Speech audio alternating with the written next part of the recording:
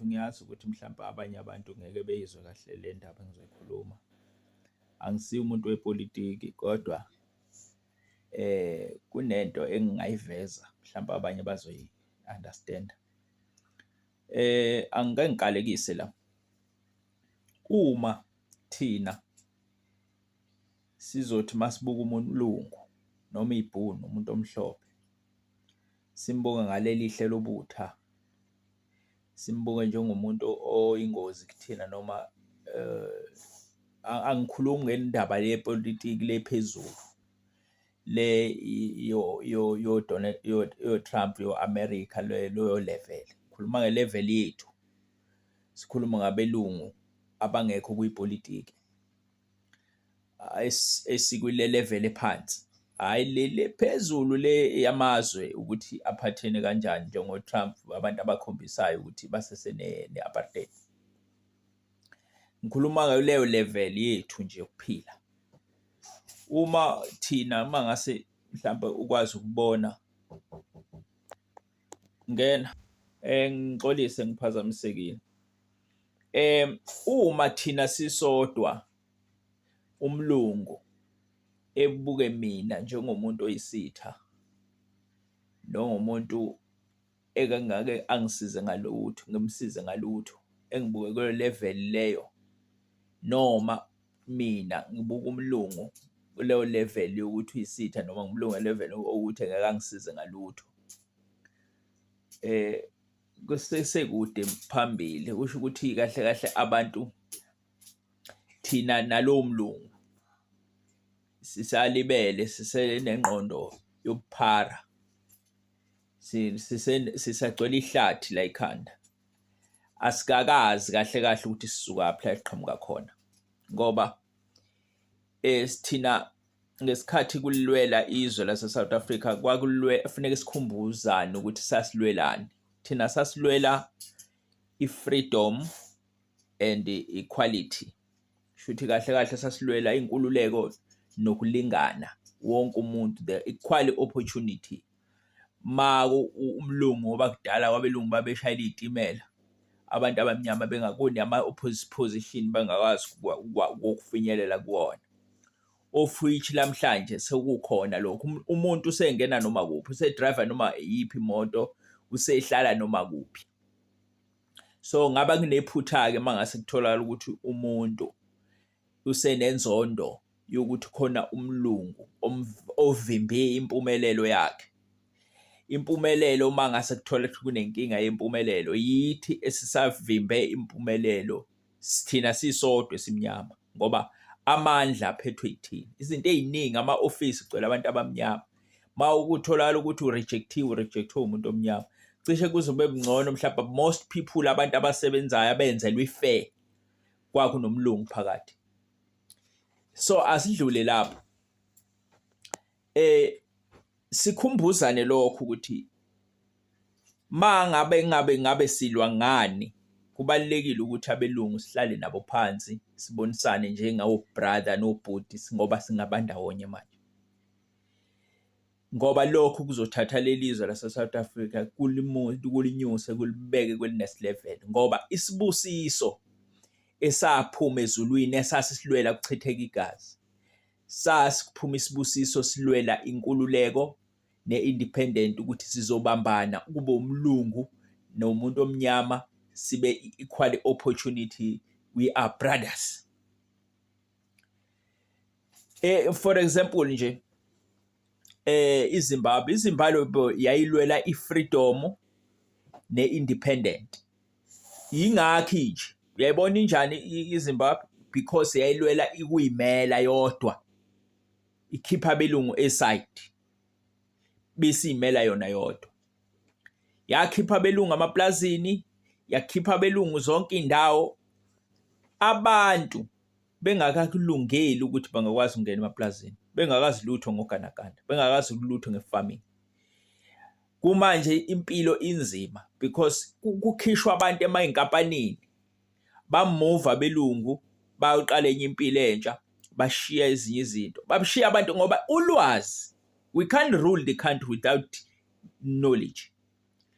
If we can't farm without the knowledge ngeke ukuthi wena ungasuka la ukhona ngisho kuthiwa ukuthanda kanjani ukulima ngeke ulime nje kusekuseni nje wena usuku umfama umfama kuyiprocess ende ngisho kuthiwa ugqoke igqoko ezingakanani beke befika abantu la abafundile ababuye beuniversity abanama masters abanayo yonke into degree befike beze la naleyo ngqondo yokuma master degree nayo yonke lento bephethe amaphepha bephethe amafayeli bezolima sisibatshene ke thina abantu abenze njalo ngoba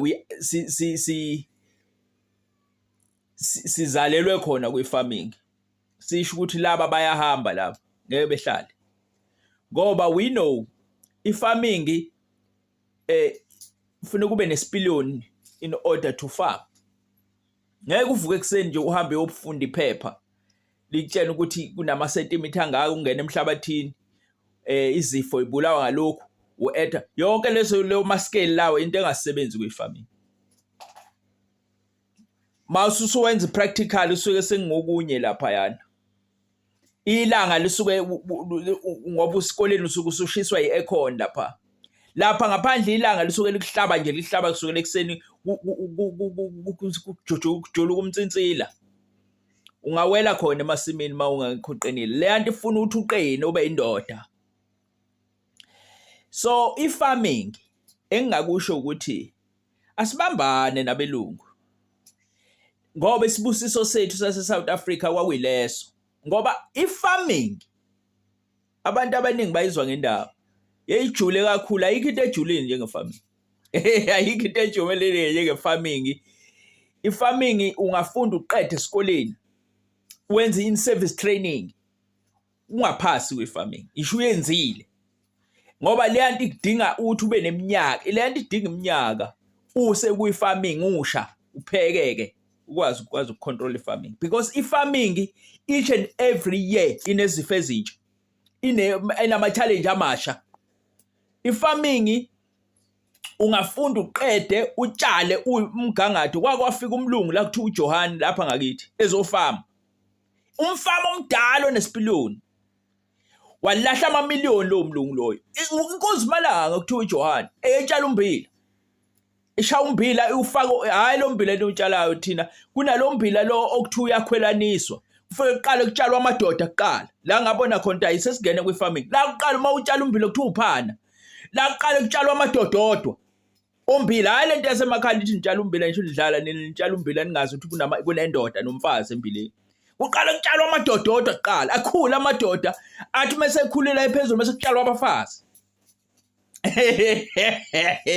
utshalwa abafazi kube mhlophe kube hayi bafowethu anoke manifuna amafama nifuna indawo anoke nihambe nikonivakashela abelungu bafowethu kulike nivakashela i-farming amaplus siyabuya baba lapha kuneogandaganda laphana abawuthi awuthi mawubeka idesi phansi uhambe nehectare lonke thina sinayo leyo nto la akekho umuntu onaleyo nto la kunogandaganda olima kuze ubusuku nemini kusekuseni kade kunotshani kusekuseni insimi ibovu hayi madoda i-farming laba abelungu bafethu singazibavuma babuse labantu leyabana banonkulunkulu wabo babusisiwe le nto kulezinye izinto abazenzayo abelungu esingeke sikwazi ukuzenza okufanele sivume ukuthi sibambane ngasenze lutho thina i-farming thina mina ngiyayazi i-farming mina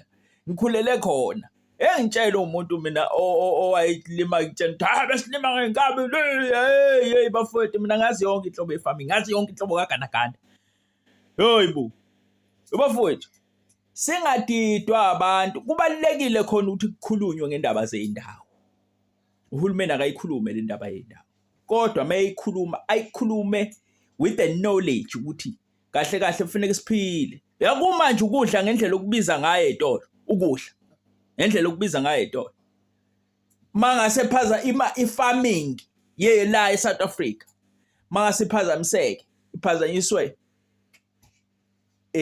ukuthi kusengena abantu abangenalo ulwazi so vele sifane neZimbabwe semthana but into ebalekile engayisho mina ngolwami lwazi ngifikile nami ngiza ngobuso kwi-farming ngiyitshena ukuthi no, ngibona lamasima kithi ukuthi hawu sengiyinkunzi. Ngahamba ngawela ngayobuka amafama amakhulu.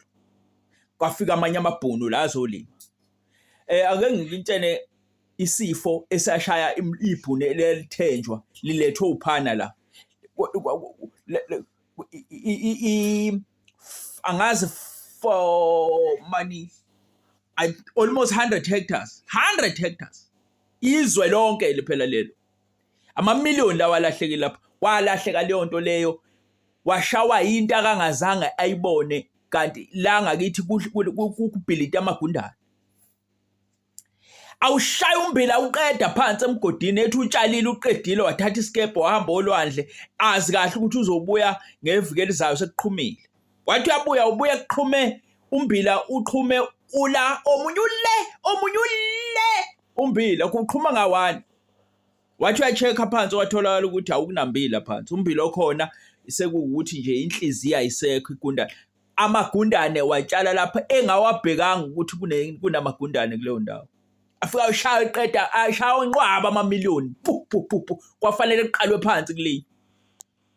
Manje wangitshela mina ngefarming, ungitshela ukuthi i-farming izinto zo TikTok, social media. If masisenale mentality ka social media, we can't pass in farming.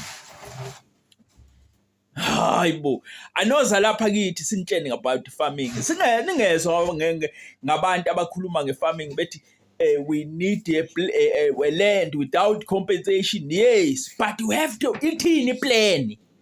Singavele siphenduke sibe inhlekisa bakithi South Africa. Ithini plan? Angisho ukuthini bafowethu kodwa engingakusho ukuthi ileyo nto engivezayo bafowethu ukuthi salwela singakhohlwa ukuthi salwela i-freedom and and equality. Salwela ukubambana and kuningi sesadlula kukhona oMandela bakwenza after sehleli wathi akuthethelelwane and forgive uqala. Kwaba iprocess ebuhlungu le enzima. Kwakukhala inyembezi ukukhala ngisho ibhunu ukukhala umuntu ukukhala kuno Desmond Tutu enza lo msebenzi forgiveness. So asikusebenzisa siyiphile forgiveness. Asiphile lo mpilo into esibusisa uNkulunkulu asinika sona ngoba sayithi esathi siyalwa manje silwela ini i-freedom and equality.